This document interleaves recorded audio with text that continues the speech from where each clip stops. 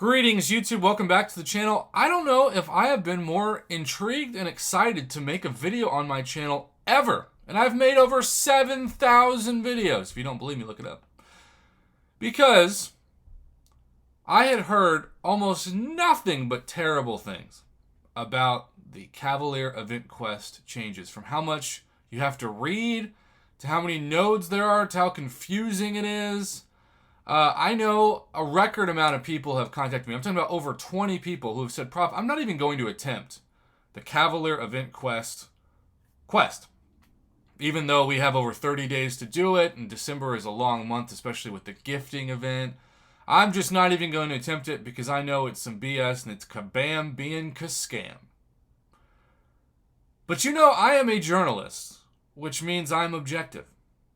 And that means that I'm balanced. And for those of you that don't just watch what few videos on my channel go viral, mostly because it's the people from Reddit trying to say, see, he's Mr. Negative. He complains about Kabam. He's addicted to being negative about the game. It's crazy. I think I'm going to be balanced about this, and I'll talk about some cons. I don't come to bury Kabam with this new format, but to overall praise them. Because I just got through my first one shot of a final boss in quite some time of the Cavalier Event Quest difficulty with my brand new, at the moment still unawakened, rank 3 Cosmic Ghost Rider. And yes, it took a lot of reading, and yes, there were some BS fights. Honestly, the fight that I found to be most annoying because of the stupid disorient buff, which I feel like now that node keeps popping up everywhere. If you parry, you get a disorient, was Quake. Because if you can't stun Quake, and she's charging her heavy, I also found her harder to intercept than anybody else. And maybe that's just me and my lack of skill with intercepting. But the Quake boss was not fun. And Quake is normally a joke of a defender. But we're going to start with the reason why I loved this final chapter. And you'll see, I've just completed it for the first time. We'll get those quest completion rewards. Now, look, I still may not be in a hurry. In fact, I know I'm not in a hurry to explore it. And we're going to have that Cavalier offer, which I still think is a really solid offer, but I'm definitely saving. That's 10 greater gifting crystals to gift somebody. So not buying that. But on the surface, it is a headache to do this. You click on a defender, you've got 1, 2, 3, 4, 5 things to read. And it's not like they're one sentence. And what I don't understand, some of these chapters, they give you 3 different hashtags, 3 different champion tags to use, which, like, on paper is great because a lot of people don't have as extensive of a roster as I do. They haven't been playing for 4 years, or 5 years, or 6 years. But most importantly, and most relevantly, they don't have a YouTube channel that makes thousands of dollars a year that they can pour that money when you're not giving it to Uncle Sam for taxes. Always remember to keep aside like a third of it. They can't pour thousands of dollars worth of sponsored money back into the game. I'm sure they wish they could, but they can't. So their budget is a lot less. My budget was less than $1,000 on this game, less than $500 really, for the first 3 years I played. And then in the last 3 years, really last 4 years, it's been $15,000, almost $20,000, which is way more than I spent on my first car, my first 2 cars, actually. So, yeah. But again, my YouTube channel has made more than $20,000 in 4 years, believe it or not.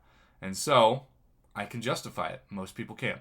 Regardless, the more hashtags that you give, the more of the crossfight abilities that you give. And I also got to tell you, I haven't done any of 7.3, so I don't know anything about crossfight abilities. So I was kind of intimidated by it. But the best pro, right off the top, that I can say for this, and what I like better about this new format than the old one, is you can actually take those Furies that you're building up into the boss. It was so annoying that the boss, or like last month with that stupid Terrax fight, the mini-boss, like the reason why you brought in your counters were negated by the nodes of that mini-boss. It was so stupid. It was so annoying. It made no sense. And yet now, it benefits you. Which is why bringing in a rank 3 6-star Cosmic Ghost Rider into the final boss with 10 Furies added in, it's like, I mean, his damage is already so beautifully broken, according to some people, though you better not fix it, that it was just fun, you know? But let's compare. We've got 3 tags here, right? We've got 3 tags here. And by the way, I saved the Cavalier Event Quest nodes and fights in general for today because of Event Quest completion, right? You get a bonus, in this case I'll claim it, units back from doing it. And I really enjoy that. And also, I saved it because, I don't know if you're like me, but I have quite a few very important revives expiring in the next couple of days. 1, 2, 3, 4, 5 level 1s, a team revive, and a couple of level 2s. So, in a way, I wanted to get knocked out a little bit because I don't want to waste these items. But in general, you know, you go from this, which, by the way, also, I have to say objectively, I haven't been able to bring Corvus into a Cavalier Event Quest because of the Cosmic Nodes, really, that much at all, since they started. I don't know if I've brought him in at all. But since he's a member of Thanos' army, suddenly I can. Like, that was really exciting. I love that. Now, Nick Fury was a pain. I did allow myself to bring in Nebula for this, and that helps. Nebula and Namor, 2 of my rank 3 options. But you see, you have 3 hashtags in the final chapter: Mercenary or Guardians of the Galaxy. So 2 champion tags in this one. So it's not really consistent, which I also find to be kind of confusing with the number. And maybe it's because there are more champions, say, that are tagged as, let's go to the Quake chapter, which again, I found to be personally the hardest.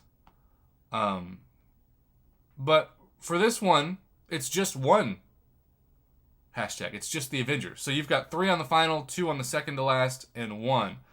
And yes, if you are to edit your team and you're to search for Avengers, like, a lot of champions do pop up. Not to be confused, because there's actually, I learned this. I mean, I should have already known it, but, you know, I'm being honest. I learned that there's 2 different kinds of things. There's Avengers and New Avengers. And as far as I know, the New Avengers doesn't count. But, you know, like, those are the Avengers. It's still not that many champions. I think this one could have used a second and or third one as well. Because a lot of people don't have, for instance, like OG Vision, you know? Either way,